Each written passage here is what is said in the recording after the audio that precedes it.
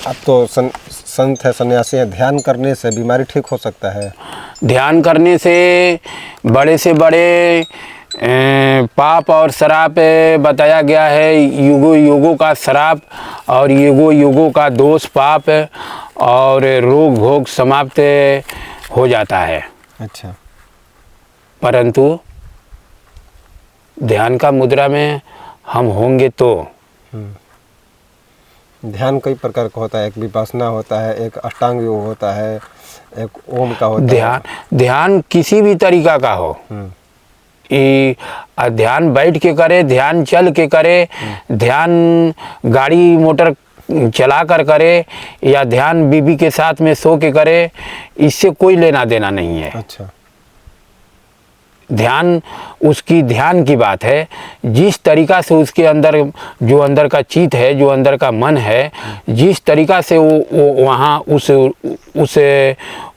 उससे एक प्रीत का रुझान अगर उसका भी अंदर का भावना जा रही है और उससे रुझान है उसका, तो उसी को बताया गया है ध्यान।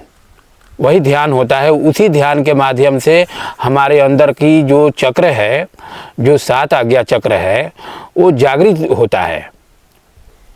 हम ध्यान करते हैं, वो हम तो ध्यान ईश्वर का शक्ति को करते हैं, शक्ति का ध्यान का किया जाता है। तो शक्ति को ध्यान हम लोग करते हैं, तो शक्ति जो है हवा का रूप है। हमारी मन की ध्वनि, हमारी मन की सोच, हमारी मन की विचार, हवा तो दिख रहा है। तो हवा को हमारी मन जो है बाहर जब आता है और हवा में जाकर समाहित होता है, तो हवा जब स्वीकार करता है तो वही हवा हमारे शरीर में समाहित होता है, और शरीर में जब समाहित होगा तो हमारी नाड़ी जागृत होगा। अच्छा। हमारे अंदर की जो समस्त देवी देवताएं हैं, समस्त ये अंदर जो शक्ति है, अंदर की जो शक्ति है, बाहरी शक्ति जो है, अंदर की शक्ति को जागृत करता है। जब वो जागृत होता है तो अनेकों प्रकार का विघ्न बाधाएं, उसकी समस्याएं समाधान होने लगता है। बड़ी से बड़ी रोग भी नष्ट होने लगता है।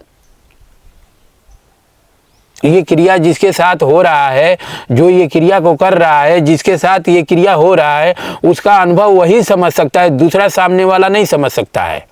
दूसरा सामने वाला तब समझेगा जब हमें शुगर हो गया है और हम उस हवा से प्रीत इतनी मैं वियोग रखा, इतनी मैं वियोग किया उससे कि वो मोहित होकर मेरे अंदर समाहित हो गया। तो समाहित हो गया तो हमारे जो अंदर जो वायरस है वो बिल्कुल समाप्त हो जाता है। शक्ति जब जो बाहरी शक्ति है, जो ईश्वर का जो शक्ति है, दैवीय जो शक्ति बोला गया है, जब हमारे इस चोला आत्मा में समाहित होता है हवा का रूप में, सांस के माध्यम से, नेत्र के माध्यम से, कान के माध्यम से, नाक के माध्यम से, जब हवा समाहित होता है तो हमारा वो शुगर जो बीमारी है समाप्त हो जाता है। तो हमको चमत्कार दिख जाता है और सामने वाला को भी चमत्कार दिख जाएगा और डॉक्टर को भी चमत्कार दिख जाएगा कि अबे मैं तो इसको अभी दो महीना पहले इसका चरम सीमा पे बीमारी था, इसका शुगर का ऐसे जाने वाला नहीं था, आज नाप रहे हैं ये तो है ही नहीं शुगर इसका, ये कैसे हो गया। मतलब ये ऐसे क्रिया होने के बाद ये सब दिखने लगता है चमत्कार बाहर। अच्छा।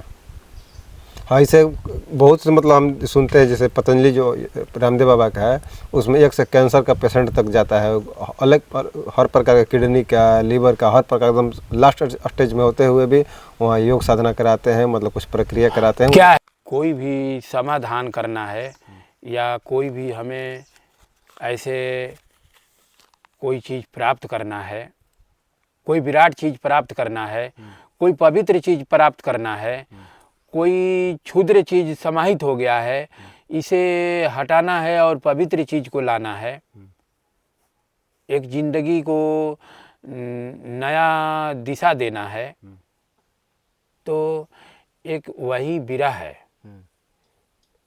वो दैवीय शक्तियों का हम विरह अगर करें, हम दैवी शक्तियों का विरह में आए तो। आजकल के लड़का जो है नए उम्र का, आज का मतलब हमेशा का रहा है, जैसे प्रेम, ब्रेकअप और अकेलापन। आज का सबसे अकेलापन सर्वे के अनुसार आज के समय में 20वीं 21वीं सदी में सबसे अधिक इस समय बढ़ा हुआ है।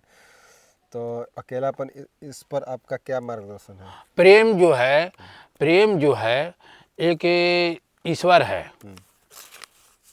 एक ईश्वर का रूप है प्रेम, एक ईश्वर का नाम है प्रेम।